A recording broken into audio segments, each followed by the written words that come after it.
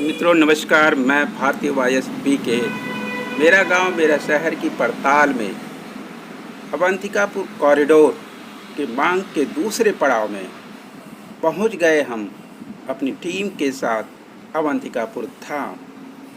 बाबा साहब जो वहां पर हैं अवंतिकापुर धाम के, उनके क्या सोच है, वो क्या सोचते हैं अवंतिकापुर धाम के लिए, उनकी क्या मांग है, उसका वो सच क्या है कि वास्तव में अवंतिकापुर की वो मिट्टी क्या अवंतिकापुर धाम को अवंतिकापुर कॉरिडोर में परिवर्तित करना चाहती है, तो वो कैसे है और क्या है, अवंतिकापुर धाम कैसा है, ये आप तक पहुंचाने के लिए न्यूज़ पावर की टीम पहुंच गई अवंतिकापुर धाम आमद।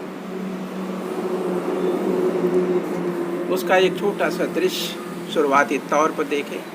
ये कोटिला से आमक रोड का ये प्रथम गेट है, जहाँ से हम आमक की तरफ धाम पथ की तरफ प्रवेश करते हैं। उसका धाम पथ वन जो सोरवारा मोड़ से आता है, जमालपुर बेलखरा गांव होते हुए बीच में घाटी पट्टी और घटेला भी पड़ता है, उनको टच करते हुए आता है, जिसका संघर्ष चल रहा है। बीच में अवरोध है, राजनीतिक कारणों से उसे 35 सालों से अनदेखा किया गया। उसी के न्याय की लड़ाई लड़ी जा रही है। उसी के न्याय के दूसरी लड़ाई के तौर पर और स्वयं प्रबंधन कमेटी का क्या विचार है, उसकी व्यवहारिक सच्चाई को सामने लाने के लिए हमारी टीम अवंतिकापुर कॉरिडोर के उस अवंतिकापुर धाम की पावन मिट्टी पर पहुंची। उस पावन मिट्टी की पवित्रता की आभा मंडल जो आपके सामने दिख रहा है, यह शेल्टर बनाए गए हैं। हमारे जो आगंतुक जो दर्शक, जो भगवान के भक्तगण जो यहाँ से अपनी कामनाओं इच्छाओं के पूर्ति की अपेक्षा और आकांक्षा के साथ यहाँ आते हैं। ये बच्चा बता रहा है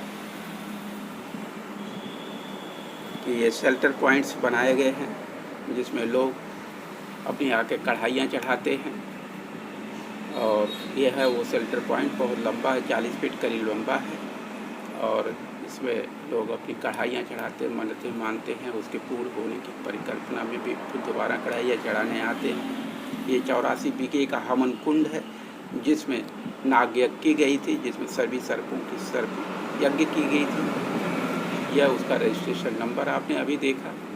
अब चलते हैं हम बाबा जी की तरफ, उनके विचार जानने।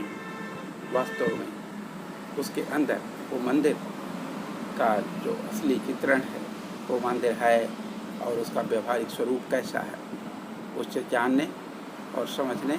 जो आप देख रहे हैं आपके सामने है, ये मंदिर में जैसे ही आप प्रवेश करेंगे, पहले एक रिसेप्शन पॉइंट बनता है, उसके बाद ये बगल में बाबा जो आते ही बाएं साइड में बाबा लोगों को रहने का स्थान है, दाहिने साइड में उनका स्टोर रूम है, और सामने ये मंदिर है जिसमें सभी देवी देवताओं के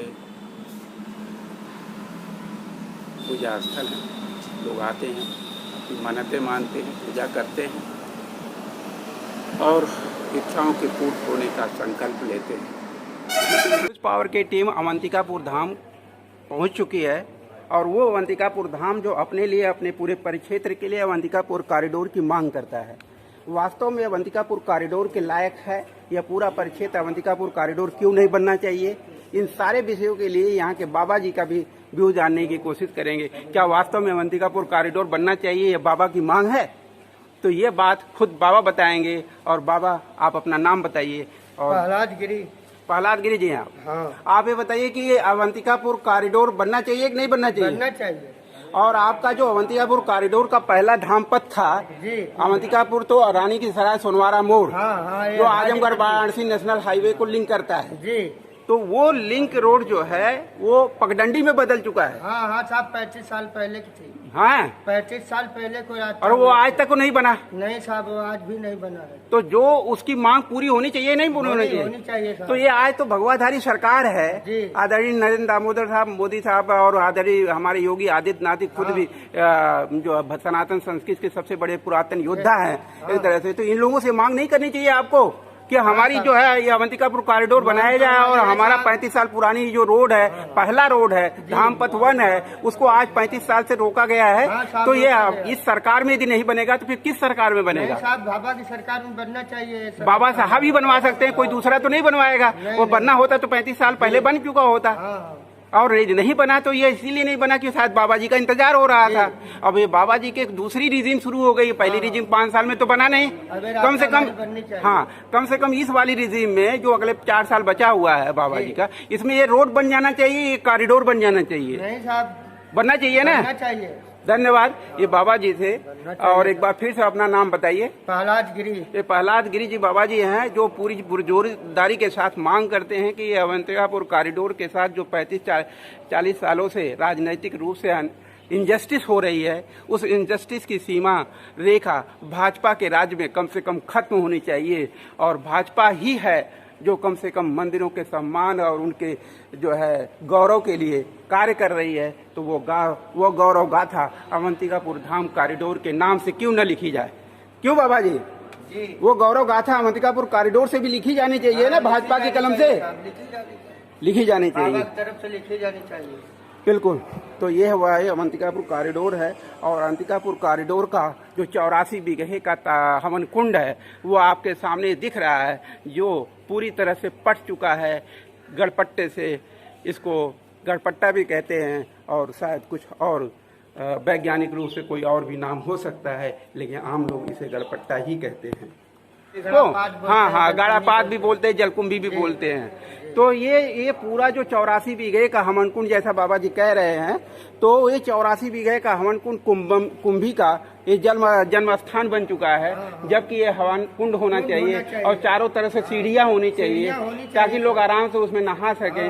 और चारों तरफ से एक सर्किल रोड बनना चाहिए अवंतिकापुर का, ताकि अवंतिकापुर से कहीं से कोई भी आए और आराम से यहाँ तक पहुँच सके। तो यही है अवंतिकापुर कॉरिडोर की मांग की बुनियादी आवश्यकता।